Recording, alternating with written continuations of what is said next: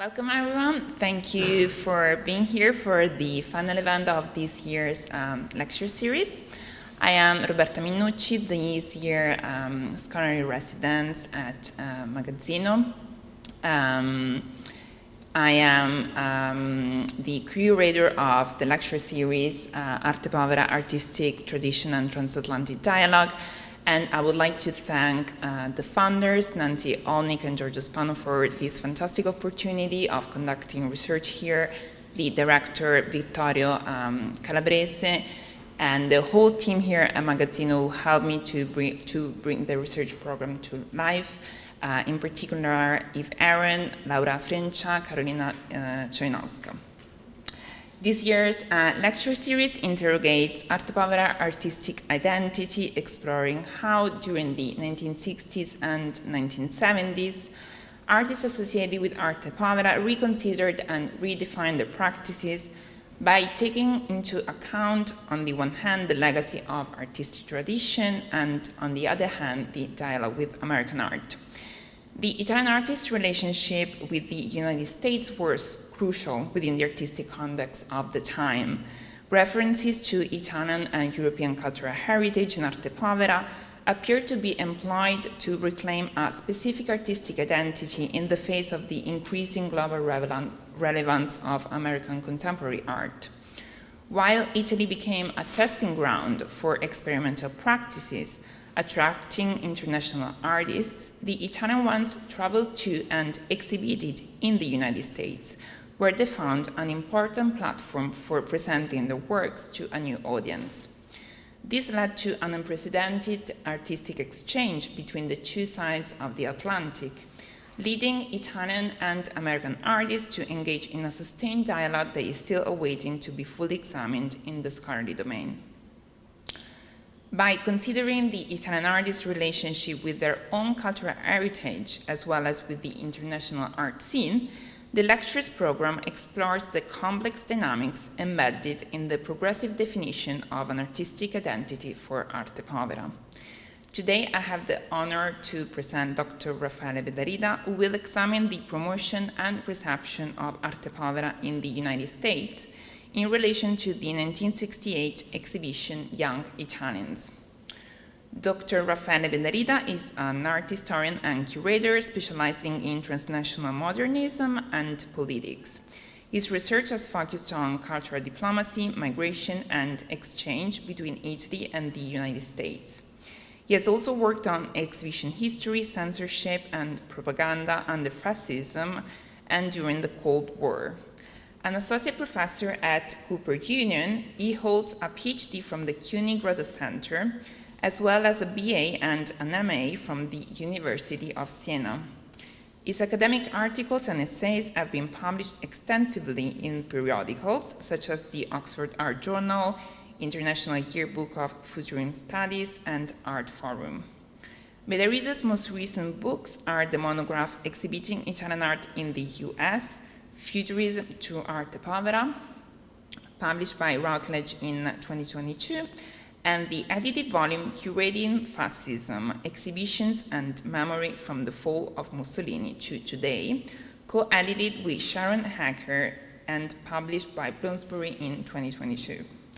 He is currently curating an exhibition on Italian artist Corrado Cagli, to be held at the Center for Italian Modern Art, CIMA, in New York, in the fall of 2023. Please join me in welcoming Dr. Bedarida.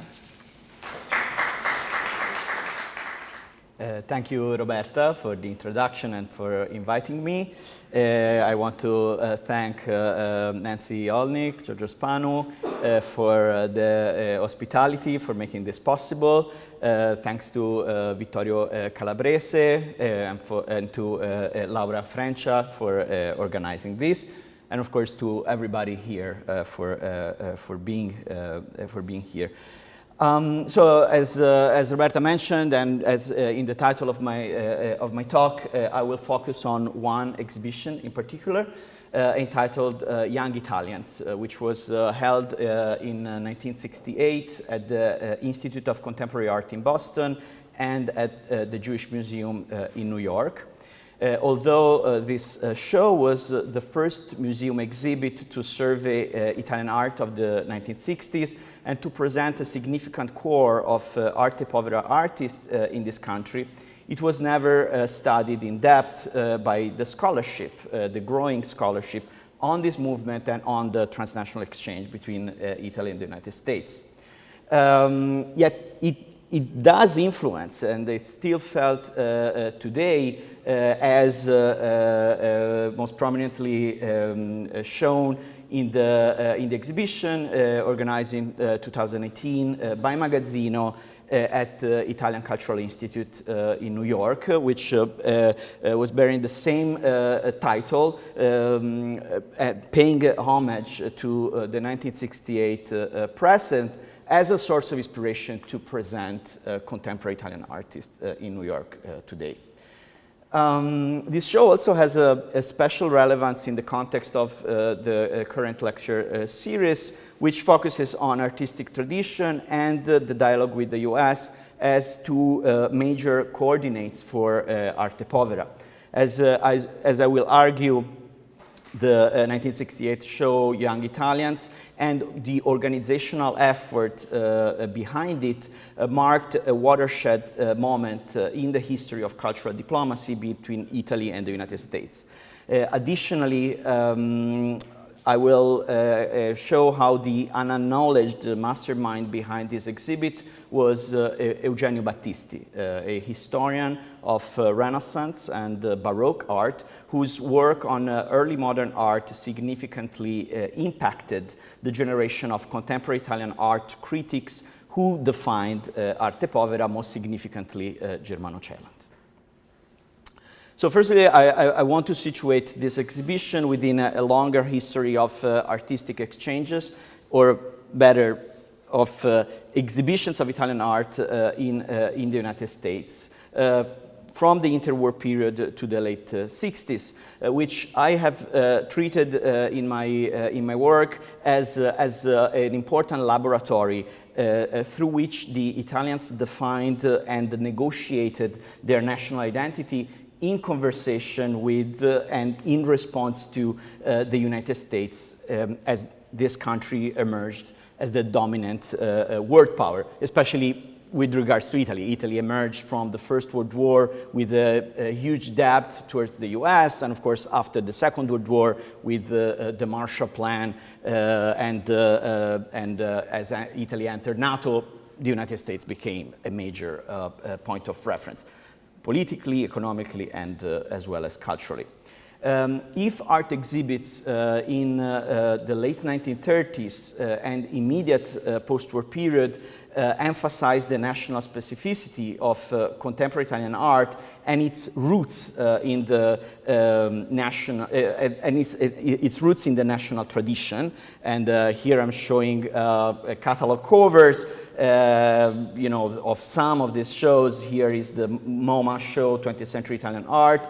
Here is Italy at Work, a show that traveled from the Brooklyn Museum through the US. This is a show held at the Comet Gallery in New York in 1938, Anthology of Contemporary Italian Art. The image of the tree is omnipresent, both in the graphic design of the covers and in the critical text that accompany this show. This idea of contemporary practice in Italy necessarily somehow rooted in the Italian tradition.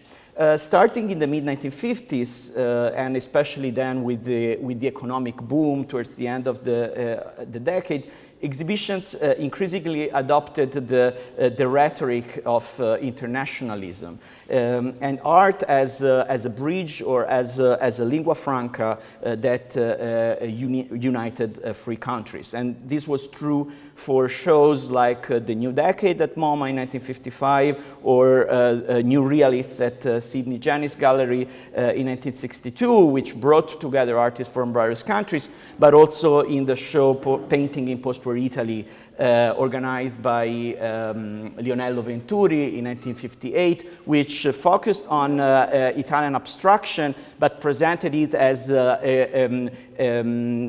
a privileged bridge between American abstract expressionism and European contemporary art.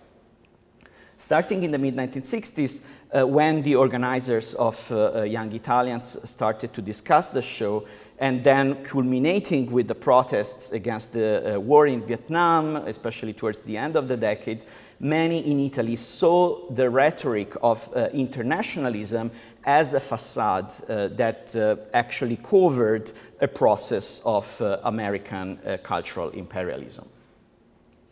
Young Italians, on one front, was conceived as a way to counter a US-centric view of contemporary art. The curator, Alan Solomon, as he prepared the show in 1967, described his intentions to the director of the Italian Cultural Institute in New York, Giuseppe Cardillo, with these words here underlined in red. And he says, I conceived of this show as an exhibition designed to introduce Americans to innovations in Italy which are not simply reflections of pop art or any other movement originating here or in any other country. Especially the comparison with pop art, and then we'll see also with minimalism, are very important here. In the exhibition catalog, Solomon acknowledged that, and immediately at the opening of his essay, wrote that in recent years, Americans had become more and more self-absorbed to the point of provincialism. And so he wrote in the essay, I'm going to read, today, during the past 5 or 10 years, in a gradual and unconscious process, we in America have become accustomed to judging world art against American standards and American conditions. He did not deny, and this is important, he did not deny that his perspective was an American one. And again, this is from the catalog essay. He wrote, the show was selected with an American eye, with the American audience in mind.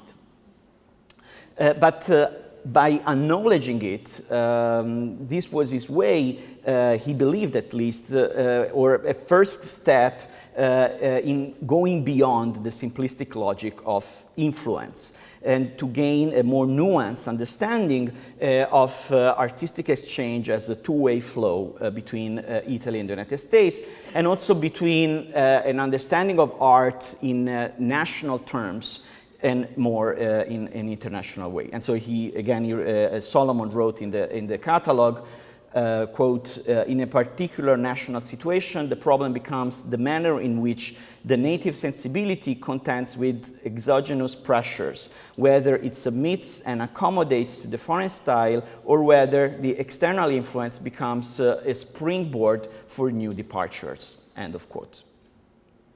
So now we're going to make a brief step back. As I've argued also as well, elsewhere, starting in the late 1920s, exhibiting contemporary Italian art in the United States functioned as a projective effort.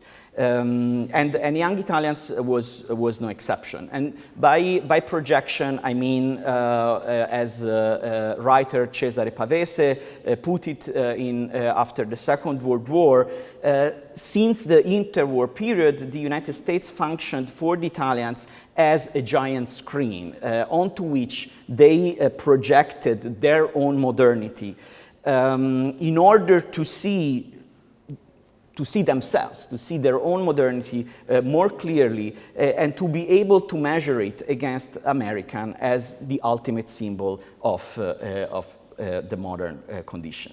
As art historian Romy Golan has pointed out recently, Pistoletto's art was often photographed as it literally mirrored the work of American artists. In this case, this is an article from Art News in which the mirror work of Pistoletto reflects one of Rauschenberg's pieces in the gallery of Leo Castelli.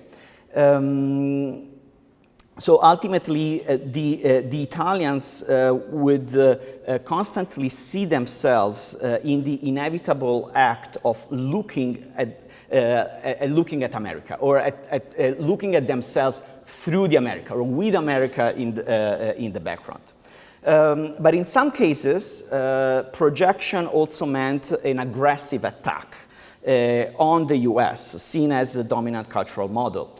Already in the late 1920s, futurist artist Fortunato De Pero crossed the Atlantic with the declared intention to conquer New York and hurl his works like bombs against the Manhattan skyscrapers. He wrote to Marinetti, "I'm going to smash the Alps of the Atlantic," and this is the business card of his futurist house that he opened in Chelsea, and you see you have New York skyscrapers with a target on it, right?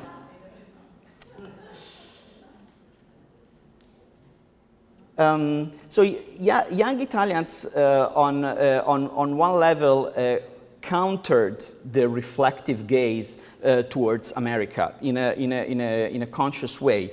Unlike so many photographs of Pistoletto's mirrors reflecting work by US pop artists in the galleries of Leo Castelli and elsewhere, here we have a rare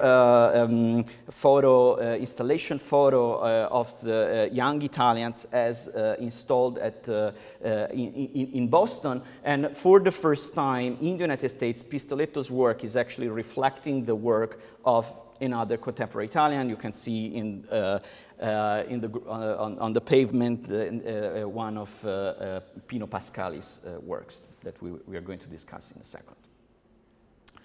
Solomon's idea of a two-way flow was the result of the show's own complicated gestation. In fact, far from being just selected with an American eye, as I mentioned earlier, young Italians originated from a project of the Italian art historian Eugenio Battisti. As I mentioned earlier, Battisti was an art historian of Renaissance and Baroque art who was very much involved in contemporary art. During the early 1960s, while he was an adjunct professor at the University of Genoa, Battisti founded the influential neo-avant-garde magazine Marca 3, which brought together poets, writers, art critics, and we will talk about it in a second, and also the Museo Sperimentale, a museum of contemporary art in which he merged the pedagogy and the curatorial practice. So art history students and artists collaborated and put together a collection largely based on artist donations. And one of the students that helped Battisti do that was Germano Celant, who was a student. Battisti was his advisor.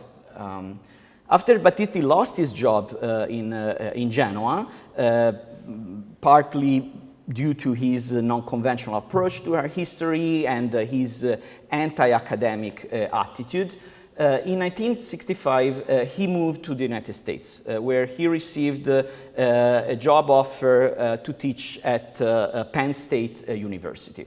And from there, he continued to coordinate both Marca 3, the magazine, and Museo Sperimentale. And largely he did that through the young Celant, so the correspondence is really interesting. And Celant's activism and devotion earned him the nickname of Il Battistino, the little Battisti, or at least this is what he wrote in the letters to Battisti. Because the city of Genoa refused the donation of Museo Sperimentale, Battisti managed, partly with the help of Celant, among others, to donate it to Turin, to the Galleria Civica, which is today Museo Civico.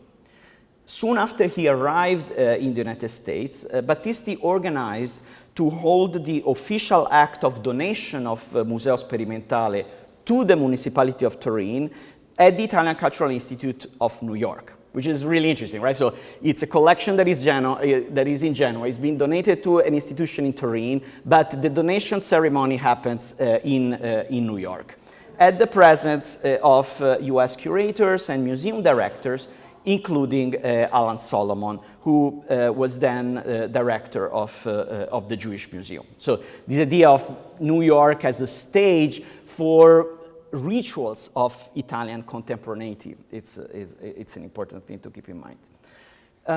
During the ceremony of donation, Battisti approached Alan Solomon, who had recently curated the American Pavilion at the 1964 Venice Biennale. Here you see him as they are installing a Rauschenberg. And so Battisti, on that occasion, convinced him to host an exhibition of contemporary Italian art at the Jewish Museum, namely the institution that had brought Rauschenberg to Venice. In the post-war moment, the American Pavilion at the Venice Biennale was managed by a museum. So initially was MoMA. In the 60s, it was the Jewish Museum. And in his letters to Chellant and to others, Battisti described this operation with the amusement, describing it as a reversal of fate, as a twist. As it is well known, the 1964 Biennale marked the triumph of US art and of its unmistakably American iconography in Italy and in Europe. The event was widely perceived as an act, as a moment of transformation, but also many people feared that it was an act of imperialism, including many authors of Marca-3, collaborators of Battisti and Chellant. I don't know if you can read, but here this is, the edition is edited by Battisti and Chellant together. They shared, these authors shared their concern in a special issue of the magazine dedicated to this topic. One author described the outcome of the Biennale as the landing of the Marines on the Venetian Laguna, with an obvious allusion to the war in Vietnam. And so the Italian show at the Jewish Museum was for Battisti almost like a form of a counterattack. Young Italians also performed another interesting twist. Anti-Semitism had historically punctuated the Italian cultural exchange with the United States. This happened more blatantly in the 1930s.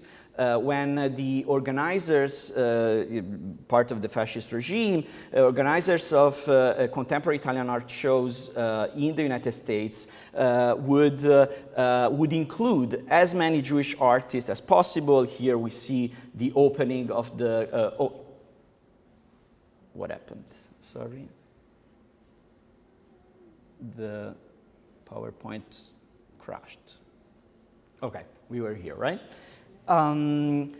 So in the 1930s, this anti-Semitic component was more blatant. The organizers of art shows, Italian art shows in the United States, would talk about including as many Jewish artists as possible. Here we have the opening of the Comet Gallery, a private gallery that received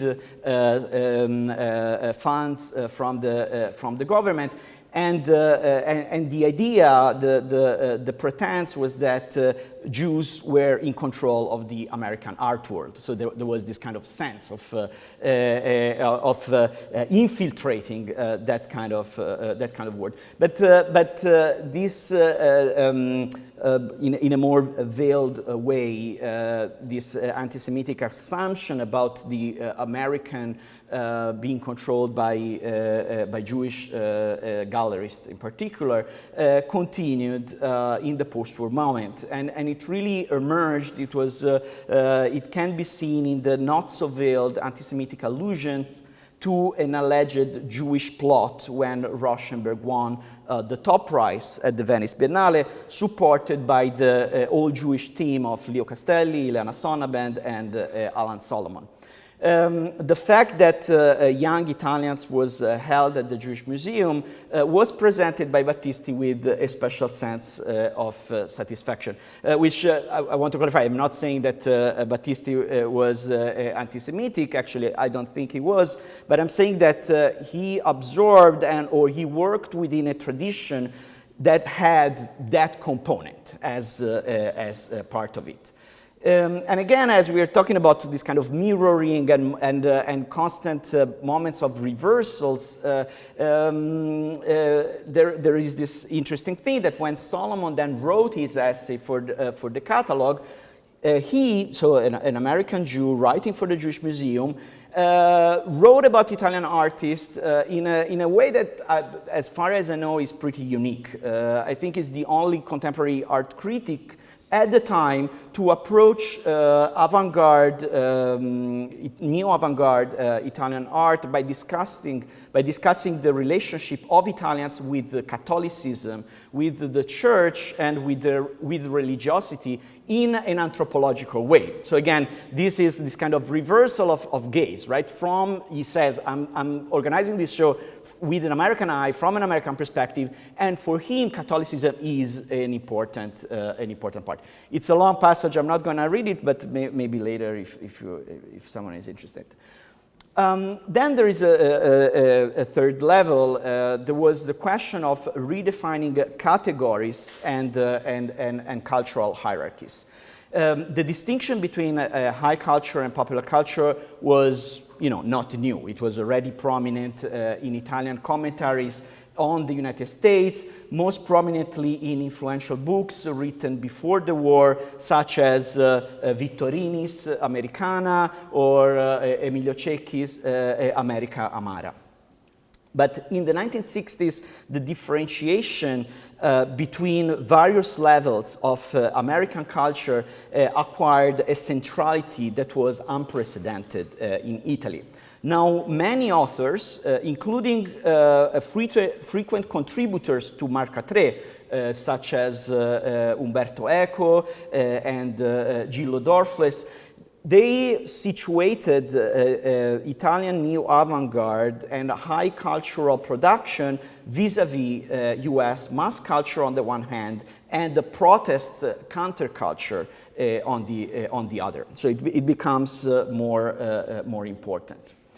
And between the Biennale of 1964 and the late 1960s, when the Young Italians took place, it also became increasingly clear to everyone how much the institutional framework substantially conditioned the way art signifies. It became clear that the most important cultural boundary was no longer a national one, or not only a national one, but a political one. So it's not US art versus Italian art. That was a false dichotomy.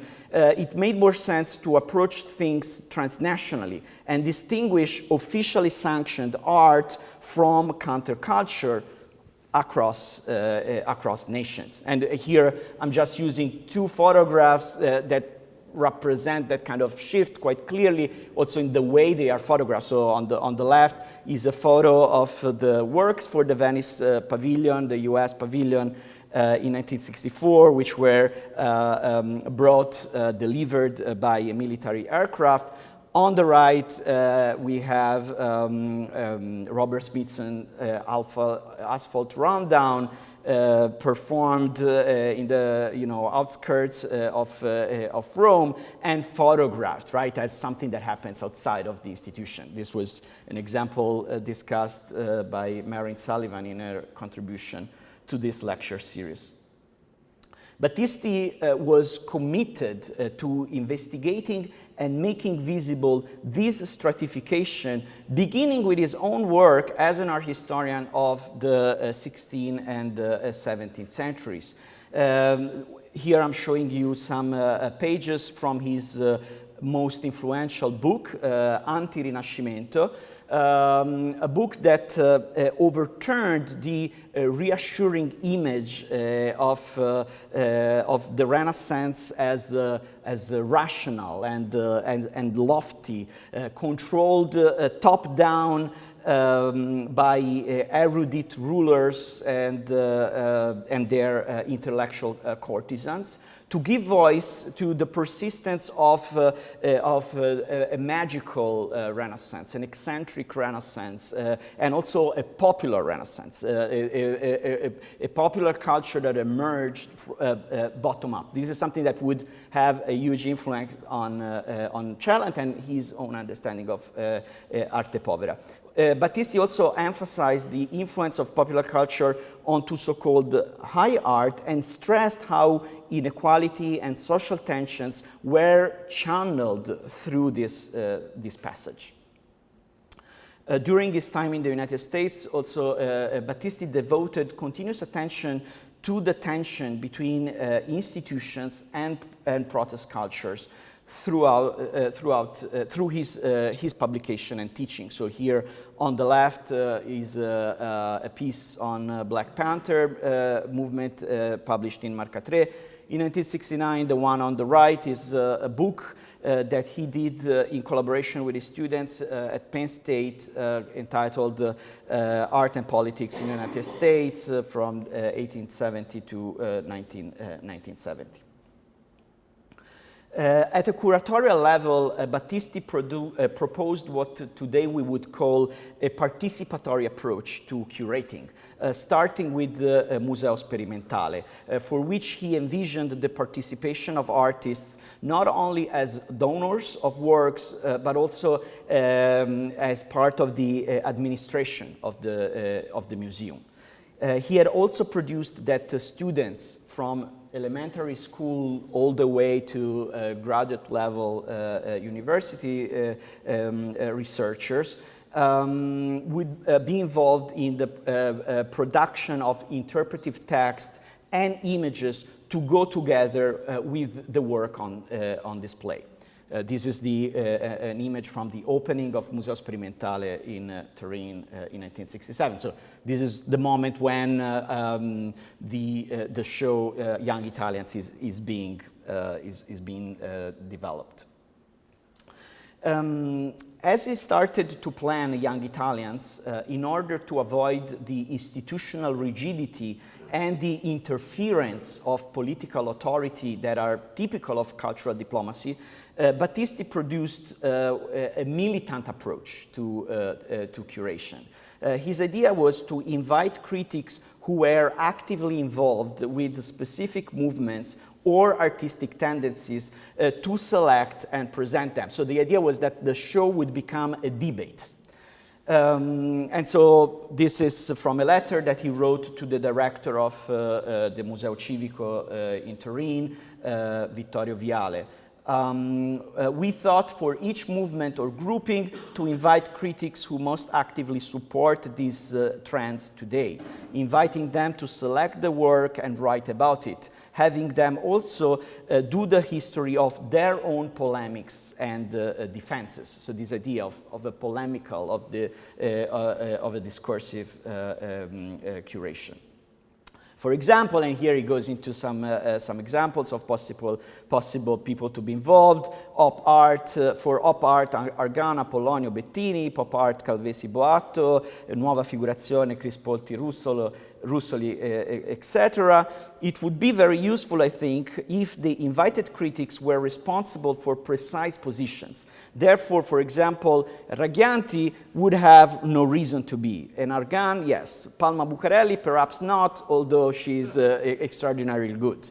Ponente, yes, linking critical activities to personal choices. But so that idea that the curator should be part of the movement that they are presenting. So his approach was very different from the approach that ultimately Solomon would opt for, as we will see in a second. Although Battisti's references included movements generally associated to American art, like pop art or op art.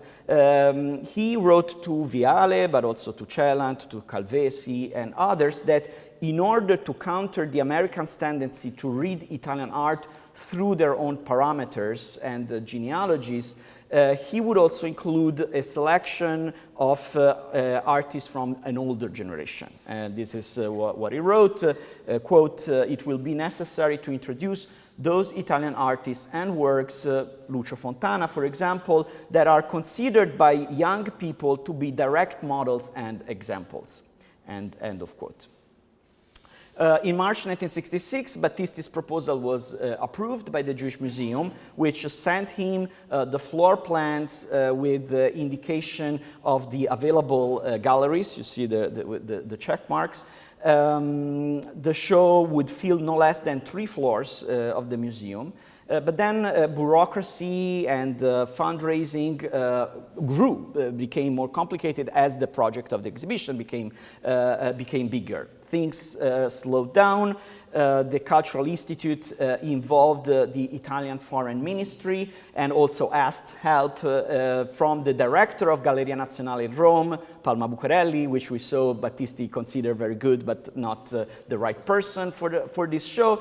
And this is when Battisti left the project. He said it had become too official and too academic and too stiff. It had the stiffness of cultural diplomacy.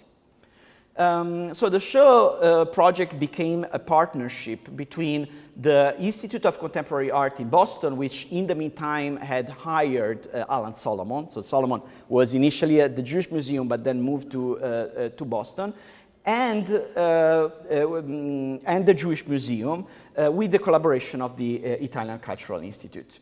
So Solomon curated the young section, young Italians, and Kynaston McShine, who was the new curator hired by the Jewish Museum after Solomon left. So Kynaston McShine was put in charge of recent Italian painting. So it was a parallel show that took place only in the Jewish Museum version of the event, dedicated to the older generation, so in line with Battisti's idea of showing where within Italian tradition, within Italian recent genealogy, this kind of art came from. As a result of the many changes of hand, Young Italians was the tangible product of a cultural diplomacy crossfire between Italy and the US. The project had a shifted perspective, as Solomon explained in his catalog essay, but the roster of artists remained the same that Battisti had selected. The catalog presented the artists in a neutral alphabetical order, which was the same used in the catalog of the Museo Sperimentale. But in fact, this did not help American readers orient themselves among many unfamiliar names. Most of the young Italians had never exhibited in this country. In his text, however, Solomon ordered them using a different logic. He mostly discussed artists individually without indication of clear groupings or labels or isms, which was also a way for him to avoid both American and Italian labels, which is a longer history. Already in the 1930s, people would do that. Like, in order to not say surrealism because it was too French, they would say the Italian fantasts, or this kind of things. But their sequence suggested a clear narrative. He started with what he called the purists, working in monochrome. And they included Castellani, Bonalumi, Lo Savio, and Alviani. So I was not able to find a good image of the Alviani work in the show. So this is actually from the collection of MoMA, but it was exhibited in this country in the same period. Solomon defined them as artists thinking and working in terms of industrial techniques and materials, which again is an awkward paraphrase to avoid the word minimalism.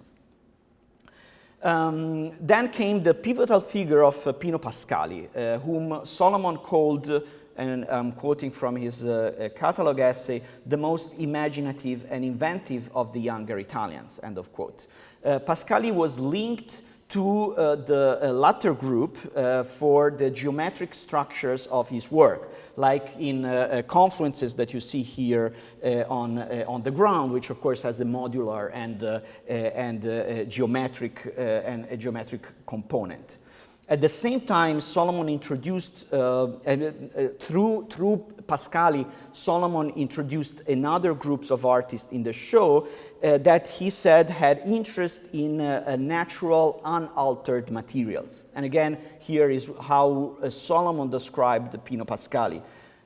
Quote, he explores the possibilities of water. He deals with earth. Covering large cubes and found forms like roofing tiles with a kind of mud, end of quote. Solomon did not name Arte Povera. The phrase never appeared in the catalog, but in the summer of 1967, he had visited Pascali's studio. Here is a photograph in his archives of the work of Pascali. In Rome, and also he saw the foundational Arte Povera show Fuoco, Immagine, Acqua, Terra, Fire, Image, Water, Earth, held at the Attico Gallery in Rome, which combined Pascali's Pozzanghere that you see on the floor, and his Metri Cubi di Terra that you see hanging from the wall, along with works by other artists that were also included in Young Italians, such as Cunelli's Pistoletto and Mario Ceroli, among others.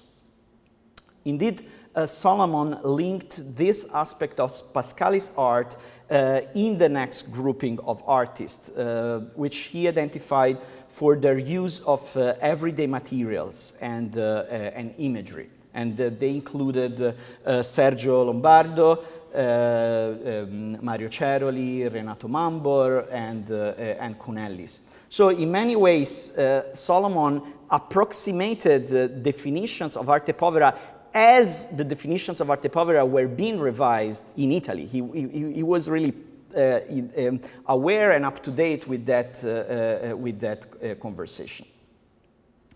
The last group of artists in the show, like Laura Grisi, Valerio Adami, and Pistoletto, were discussed as more overtly figurative and compared to pop art, indeed.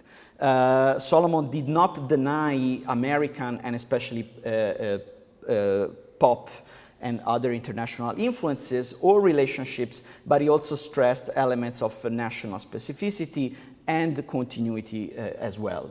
Most importantly, he, as we were reading earlier, he would acknowledge American hegemony and chauvinism as part of the framework for his transnational perspective.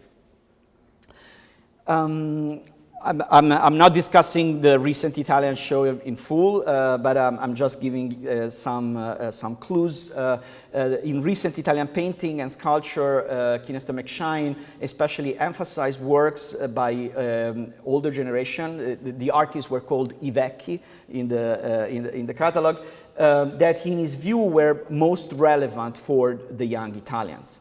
So in a way that was similar to Battisti's outline. He focused on works that utilized the non-conventional materials, and that despite the title, Recent Italian Painting and Sculpture, resisted the traditional formats of painting and sculpture, so mostly intervention in space, immersive object like Carla Cardi Tenda or Fontana's Concetti Spaziali.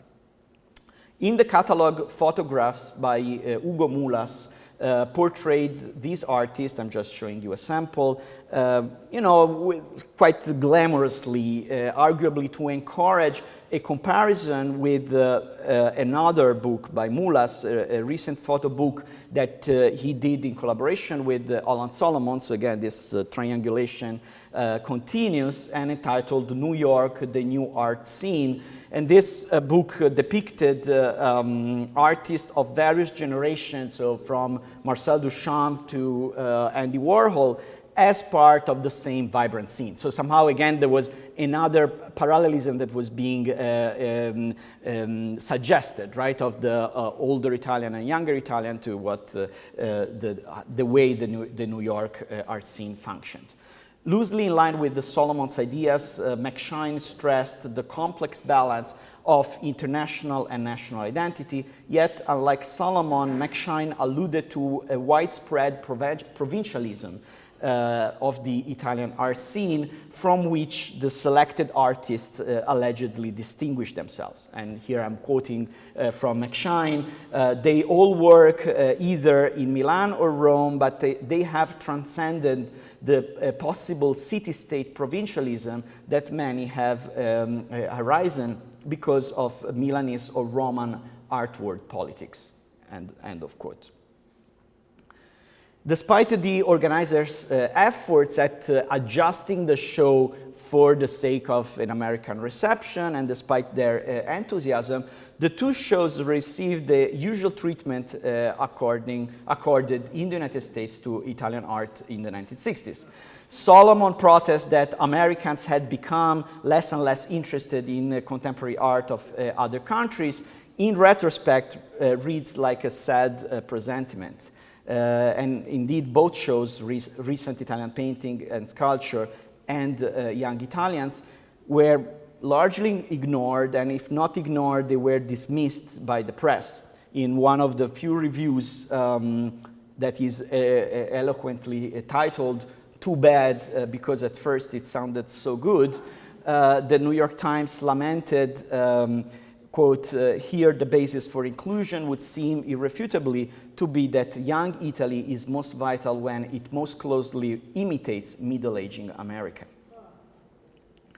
The Italian participants did not like it either. Carla Cardi was alluding specifically to young Italians and recent Italian painting when she told critic Carla Lonzi in an interview, and here I'm quoting Carla Cardi reproduced in Carla Lonzi's book Autoritratto, the point of encounter, so this idea of the encounter of America and Italy, is missing, she keeps.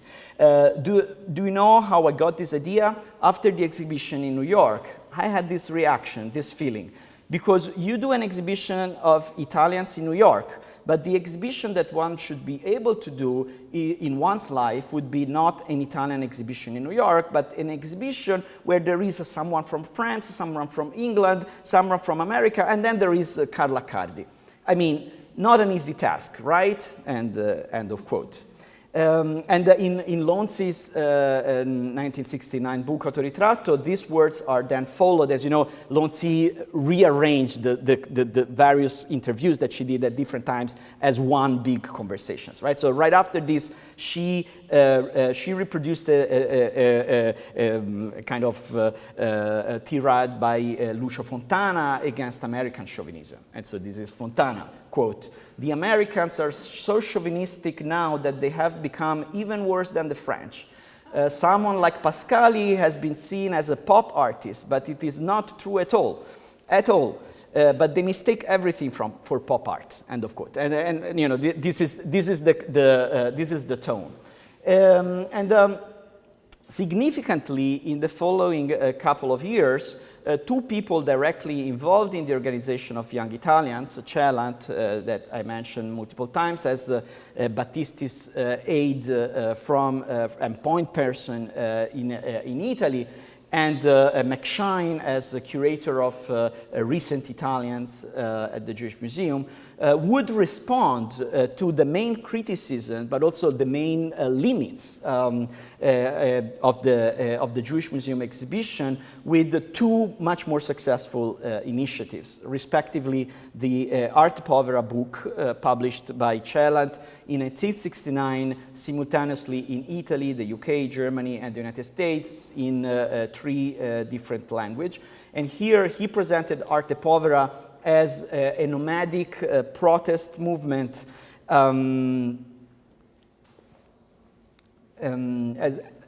which included artists from both continents. As you see in the cover, he reproduced a work by American artist Walter de Maria. As our historian Teresa Kittler has shown recently, in this book, the 1969 book, Celant absorbed some of the ideas developed in Eugenio Battisti's Anti-Rinascimento as a more viable strategy for political art as opposed to the frontal anti-Americanism of his earlier writing. Another important initiative that I'm here reproducing on the right is the exhibition Information, curated by McShine at MoMA in 1970, which included some Arte Povera artists as part of the international conceptual art scene. And this was an important moment in the musealization of institutional critique and protest culture. Beyond whether Celant and McShine have learned from the failure of young Italians, which would be difficult to document, surely the exhibition was part of their early and formative activities and marked a turning point in the narrative of national identity and the cultural hierarchies in the cultural exchange between Italy and the United States. Thank you.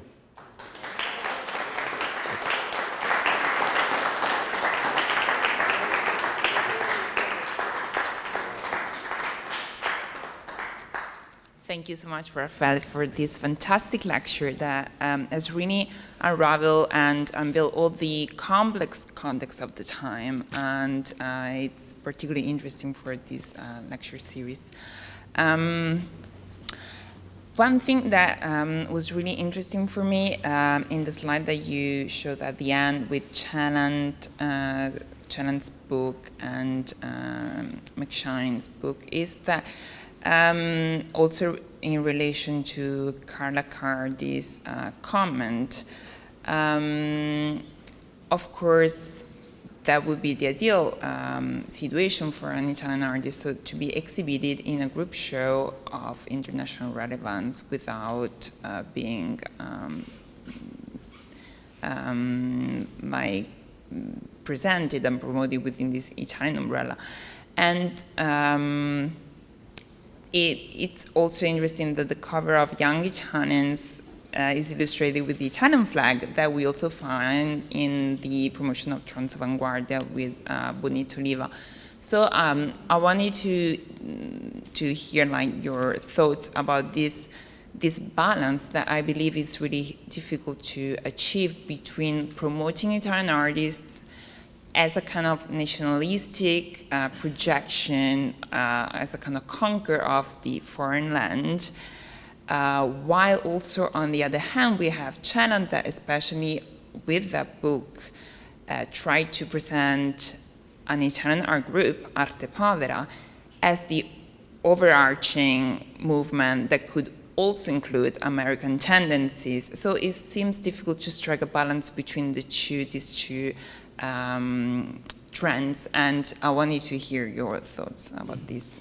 Thank you. Yeah, of course, this is you know, a process and trajectory that changes and is affected by the relationship between the two countries, between the political context, right? So as we saw, every shift, every twist is in part determined and charged with a political intentionality, and then the result may sound very, very, very similar, right? So ultimately, what Solomon does is super similar to what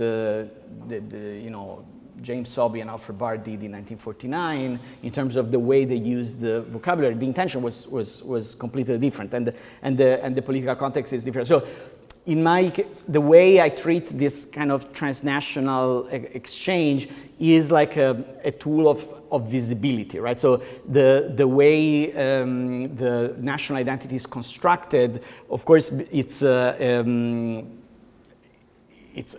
complex and it's hard to visualize. So when the art of in this case Italy is brought to the U.S., the way the national identity discourse is constructed becomes more recognizable, more visible in response to the relationship with U.S. So the case of Celant himself is quite telling. Like in that moment at the turn of the 60s, with this book, he was interested in nomadism. He would talk about arte apolide, right? So artists without a nationality. He would attack the Venice Biennale as an obsolete structure because of the national pavilions.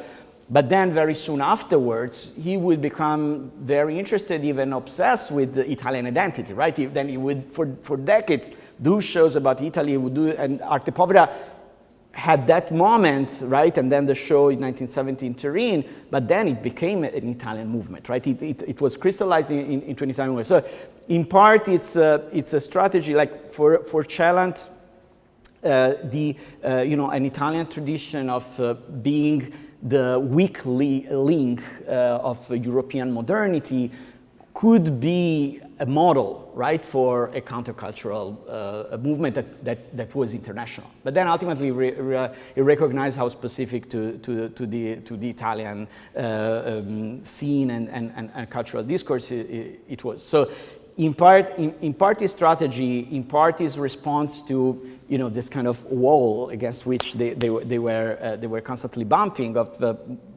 indifference from.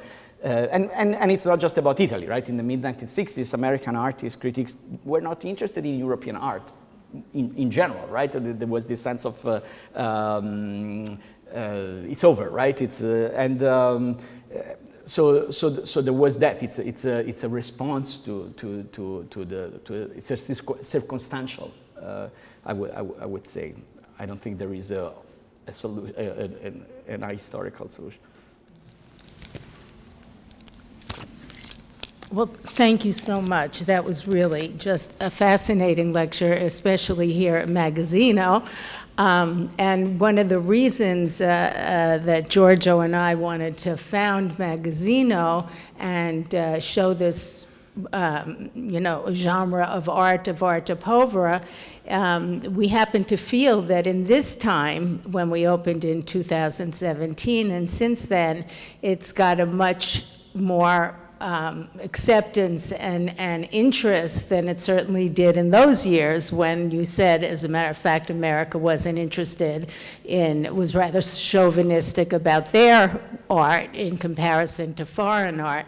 So I hope that Magazzino helped in a new day and age to educate and make more awareness in the United States of the power of Arte Povera and its relevance today.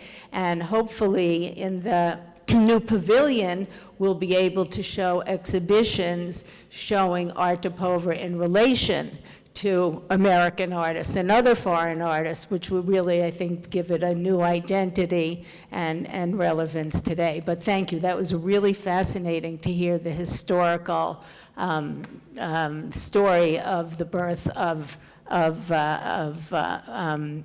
Povera and Italian art in the United States. Thank you. Thank you. Thank you. Just interested in knowing what your perspective is and whether or not there was one at the time of the difference between what was happening in Italy and, because of the imperialism of America, what was happening in the United States, Italy and all of Europe being dominated from abroad, and how did that affect the artists and the movement at the time? It's a big one. Thank you. So I think that for Italy, there is, I would say, a longer historical perspective that maybe should be considered as we look at this, in the sense that Italy was a young country. It was unified only at the end of the 19th century. It had been fragmented for centuries and ruled mostly by foreign rulers. The unification process was violent and not linear, was largely, the industrialized North taking control of a more rural South. And so in the process of national unity, our history played an important role in constructing. So, famously, Cavour, one of the founders of Italy, said, now we did Italy, now we have to make the Italians, right? So that idea of the way their historical patrimony and legacy was utilized was really foundational to define what it means to be an Italian.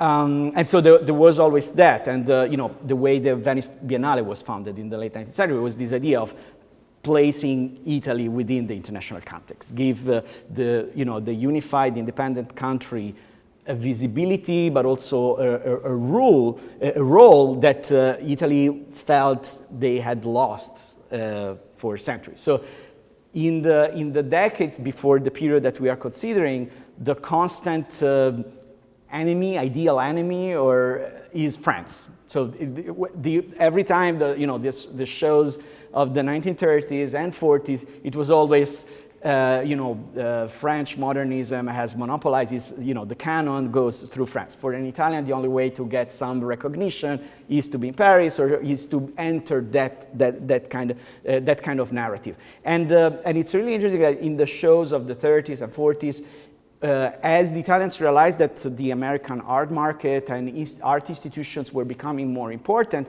they perceived that as an opportunity. So they would call the French the Latin cousin, and there was this sense of a one-way competition. Probably the French would not even realize that, but for the Italians there was this kind of sense of frustration. So the fact that the United States was gaining prominence for the Italians was actually an opportunity, perceived as an opportunity to receive an international recognition and visibility in culture and also otherwise. And so it's up to a certain point, there was not even the acknowledgement or the suspect that the Americans could produce their own art. When De Pero, that I mentioned earlier, was coming to New York, I told Marinetti, the leader of Futurism, I'm going to New York, and Marinetti responded, why are you going there? There's no art there, right? And this thing comes over and over again, the Italian artists coming to the US and feeling that they inherited this kind of great legacy of artistic production that, could have an important role in this country. And so in that sense, there was this sense of cultural shock in 1964 because it was not just the Italian institution, the Venice Biennale, that recognized American art as really important, but also there was a kind of art, specifically pop art and neo-Dada, that was so recognizably American and was so recognizably American in a familiar way. So the Italians were seeing how their own culture and country had transformed. The people talked about Coca-colonization, right? And so the main thing was this kind of distinction of the high art as our department, right? It's where the Italians can actually win the cultural battle. And so the pop movement really kind of short-circuited that thing, right? Because now art institutions were actually recognizing that way of thinking and that way of so part of the big the contention was about that. At the same time, probably there wasn't as a strong rejection and or wall as there was in the French debate. So after again the 1963-64 French criticism was much more. In Italy, there were our critics were also interested, and artists were interested. So many artists were coming to New York, Italian artists, and working here and looking and observing. So it's an ambivalent response. I hope this long thanks. Thank you. Thank you, Raffaele. That was wonderful, and I have a question that is sort of, you were taking apart so many different things, or you were kind of like peeling away layers that touched on so many different relationships, which, you know, starting from a sense of the complicated relationship of cultural diplomacy, but simultaneously also trying to unravel a kind of almost art historical definition of, you know, what qualifies as young art, young Italian art versus young American art. What are the kind of these kind of cross-cultural comparisons and relationships? And I think the moment when you were talking about that shift that happened from a kind of national, sort of generational relationship of older practitioners, new practitioners, to one of what is considered a kind of dominant or kind of officially sanctioned versus a kind of countercultural or progressive art that no longer is perceived to be purely in a given national context, but in kind of cross-national or international comparisons, is where I think young Italian art becomes a really interesting and complicated model, because on some level, they kind of got it wrong with the title, right? I mean, artists like Fontana and Cala-Accardi, or even Lo Savio to some extent, aren't really young Italian artists at that point when the exhibition happened. So Fontana, they were in the recent Italian section. Okay. They were, yeah.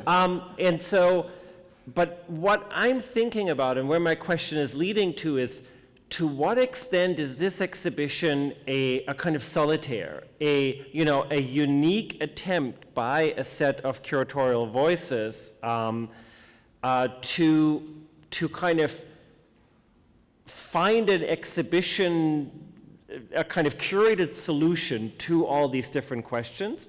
Or to what extent is this exhibition one where it is attempted in an institutional context, when usually exhibitions happen that kind of perform similar functions in non-institutional contexts? And I'm saying this specifically because it almost exactly coincides with Castelli's Warehouse show, which was, of course, had, Anselmo and Mario Merz and Richard Serra and kind of American artists together in one instance in New York, where that kind of sort of diachronic read of progressive art in an international kind of cross-national reading would be presented, and from which, of course, someone like Germano Celand would immediately draw the inspiration, to bring American, Italian, and non-Italian artists together into Arte Povera. And so I guess my question is, were there other exhibitions, maybe not in a kind of American-Italian cultural diplomacy context, but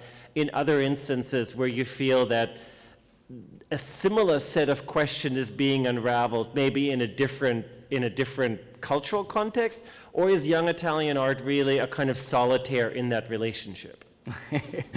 Thank you, Kristen. This is an amazing question. And I don't know, maybe you also have ideas. I think that somehow there is a uniqueness to this, the fact that young Italians really fell in between, right? So because the 9 at Leo Castelli is something else, right? It's mostly, conceived of by Morris, and it's done in the Warehouse. It's, it's presented, right? And then, of course, you have When Attitudes Become Form and Applause. Those are already understood as as shows, they are in institutional spaces, but they are curated, right, on the other side of this watershed. Another, I briefly mentioned maybe Celan's own show at the Galleria Civica in Turin, which brings together conceptualism and Arte Povera and land art, is also a show that negotiates, because it's a civic gallery, but wants to bring art that is, but to this extent, with this kind of also the convoluted shift of leadership, right? Because here there is this very strange. So maybe I would need to know the background story of other shows that I ignore, but I can't think of any comparable example with a similar something, maybe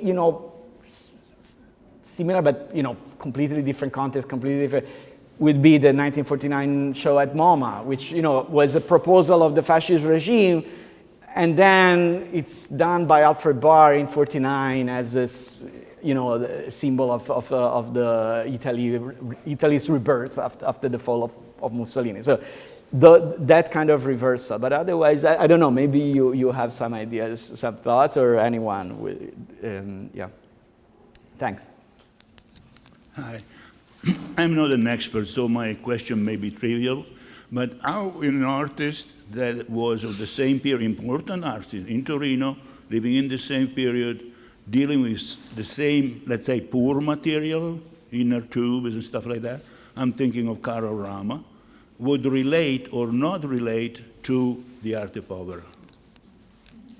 Wow. Yeah. So of the practice. So her practice is one thing. The way then it is presented in exhibitions or included in our historical or art critical framework is something else. So I would say that at that point, her work would not be part of the public conversation that was shared. Because as we, one of the things that that makes exhibition history so interesting, but also tricky, is that, right? That an artist that is cut out of the story at the moment stays out, right? So that's I think a very important question of, so maybe is there a way to reconsider those stories and think how we can include those artists, right? What role would those artists have in that in that conversation? And I think that Carol Rama would bring in a very interesting angle, for a number of reasons. But her rediscovery is pretty recent, right? So that's something to consider. Someone like Celan was very aware of that. So the idea of curating and documenting, and the curation as this kind of collection of an archive, which is also historical memory, was part of his practice. The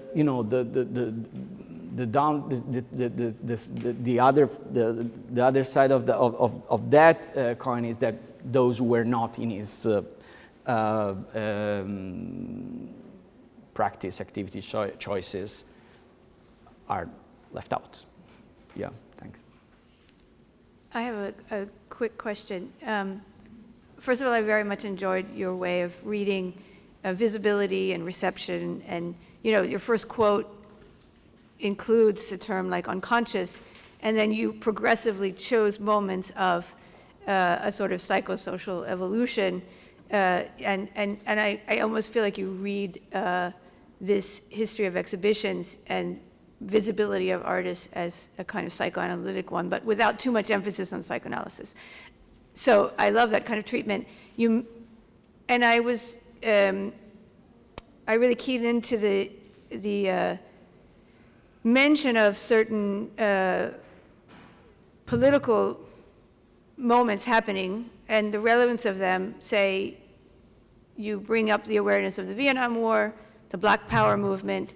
There's a handful of women who are mentioned, both critics and artists, but there's a kind of absence of the relevance of one of the larger movements was happening simultaneously, especially in 1968-69, which would be the women's movement. And so I'm just wondering and of course the term chauvinism being one which was, thrown at the Americans as a kind of way of, I mean, I'd never heard chauvinism used as a kind of anti-imperialist kind of use of it, but I'm really liking it. So I'm just wondering, about that, as not necessarily something that's entirely absent from your presentation, but perhaps it's absent in this particular situation. Thank you. Thanks for that.